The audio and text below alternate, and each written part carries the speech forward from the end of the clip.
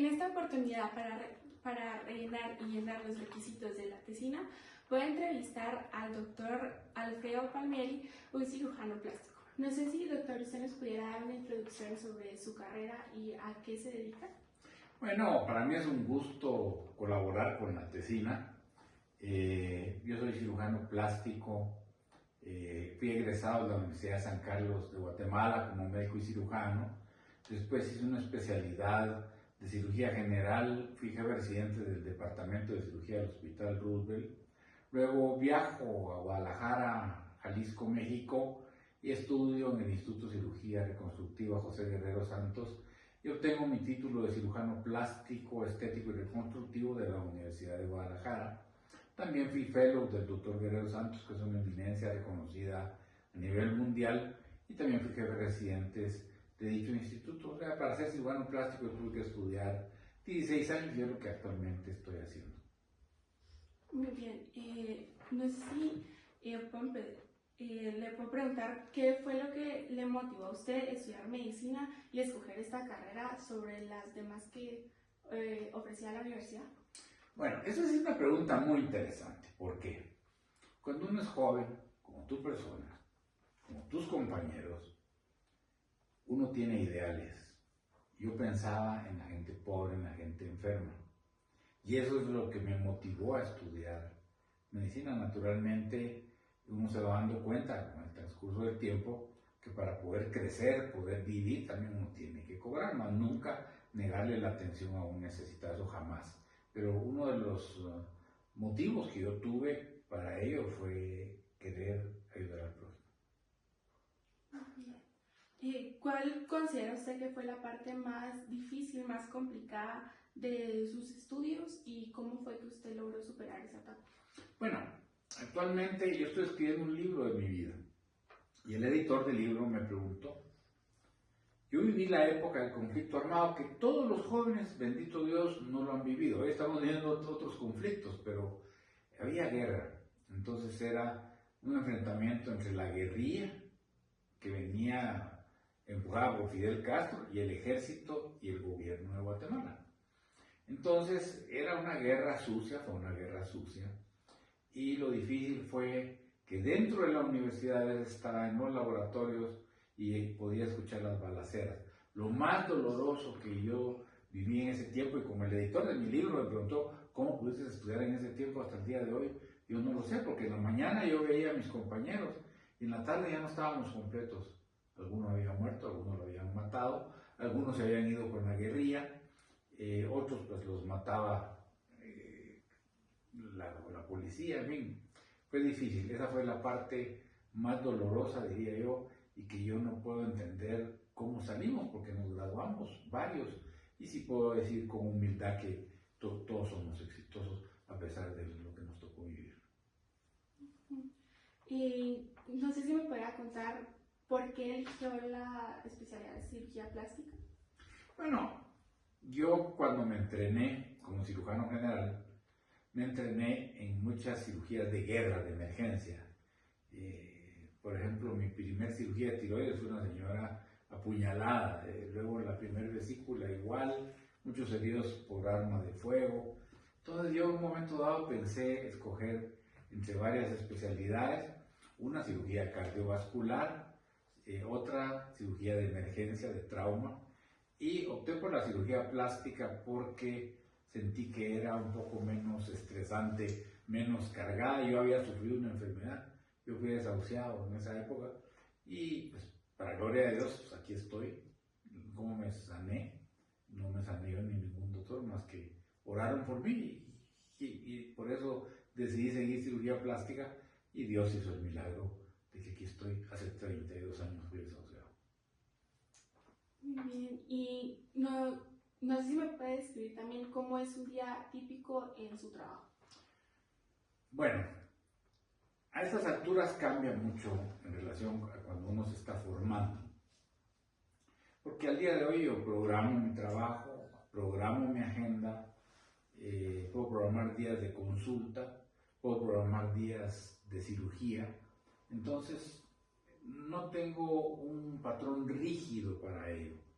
Entonces, por ejemplo, mañana tengo consulta, el pasado voy a operar. Entonces, así voy alternando mis horarios. Obviamente, esto cambia en relación a cuando uno está en el hospital, eso es diferente. El hospital le exige a uno demasiado tiempo y demasiado esfuerzo. ¿Y qué es lo que a usted más le satisface de su profesión? Bueno, yo creo que todo lo que uno hace, primero debe hacerlo con amor. Si uno no hace las cosas con amor, creo que no funcionan. Pero lo que más me apasiona con mis pacientes es que el paciente cambie su vida. Yo trato pacientes estéticos, gentes que no tienen busto y quieren aumentárselo, gentes que tienen demasiado busto y eso hace que pierdan la autoestima. Entonces reducimos el busto o lo aumentamos, liposucción, contorno corporal, rejuvenecimiento de cara. También existe la otra cirugía que es la reconstructiva, que esa trata a los pacientes quemados, accidentados, anomalías congénitas, el cáncer, cáncer de piel. Entonces la satisfacción que uno tiene en este trabajo es que ve al paciente reconstruido cuando es, valga la redundancia, reconstrucción, pero estéticamente bien, que se integra a la sociedad, bien reconstruido y que no va a llevar un defecto terrible y enorme que lo va a acomplejar. Y también en la estética hay personas que se operan la nariz y con eso les cambia la vida. Entonces, yo diría que es cambiando vidas. ¿Y usted considera que ha tenido un paciente que le haya marcado a usted personalmente? Tuve un paciente.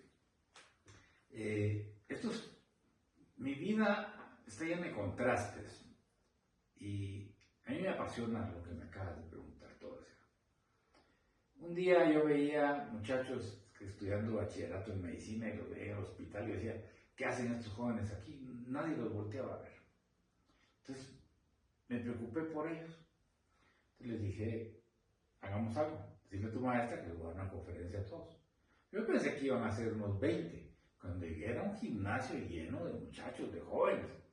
Y una muchacha que me preguntó algo. Me preguntó que si me acordaba cuál era el primer paciente que se me había muerto. Y cuando uno es joven, obviamente es inexperto, tiene muchos ideales. Y en ese tiempo yo trabajaba en tercer año de medicina. En la carrera estábamos en la colonia Carolingia, que hoy ahí es imposible entrar, son áreas rojas. Y había un señor que tenía dañado el hígado por cirrosis, por estar bebiendo. Y con el grupo le llevábamos revistas, lo vimos que se deterioró. Y entonces le dijimos, hay que ir al hospital, lo llevamos al hospital Roosevelt, recuerdo yo, y le dábamos ánimos. Nosotros tampoco entendíamos mucho en ese entonces qué tenía él. La situación es que le dejamos ánimos, revistas en esa tarde, pero nosotros hacíamos autopsias clínicas. Al otro día llegamos al Roosevelt, a la morgue, a hacer una autopsia, y el que le hicimos la autopsia había sido a nuestro paciente. Se murió de cirrosis. Entonces, son contrastes de la vida. Y eso es lo que le da sal y pimienta a la vida. ¿Por qué llevamos a ese señor al hospital? Por ideales, no por conocimiento. Y luego le hicimos la autopsia. Eso. ¿Y qué cualidades considera usted que necesita una persona o un estudiante para ser un buen médico? Lo primero es la disciplina, principios y valores, y entender que no va a jugar, entender que no va a una fiesta, entender que no va a disfrazarse de doctor y a sentirse una persona importante porque va aprendido. Los principios, los valores, leer, estudiar y tratar a los pacientes como seres humanos, tratarlos con amor, comprenderlos que hay pacientes que muchas veces son irritables y cuesta tolerarlos, pero están enfermos. Y eso es lo que los jóvenes escogieron. Entonces yo les diría que la clave es tener principios y valores y sobre todo estudiar y estar preparado para la batalla. No hay tiempo para descansar. El que se comienza a quejar que el tiempo, que es un exceso de trabajo, mejor que no se meta. ¿Y usted cómo considera o cómo hace para manejar el equilibrio entre su vida personal y entre su vida profesional? Yo creo que en general el ser humano tiene que separar la vida en todo. Yo soy ser humano. Si un día salgo enojado a mi casa con mi esposa, el enojo se quedará en el garaje de la casa. Y cuando llego, ¿qué culpa tienen los pacientes de que yo me haya peleado con mi esposa? Oiga conmigo, ninguna. Uno, ese es uno, se concentra uno mucho en su trabajo que olvida los problemas, hasta los problemas personales. Y cuando uno opera, prácticamente está metido en un ángulo visual, yo diría que tal vez del tamaño de una moneda de un quetzal.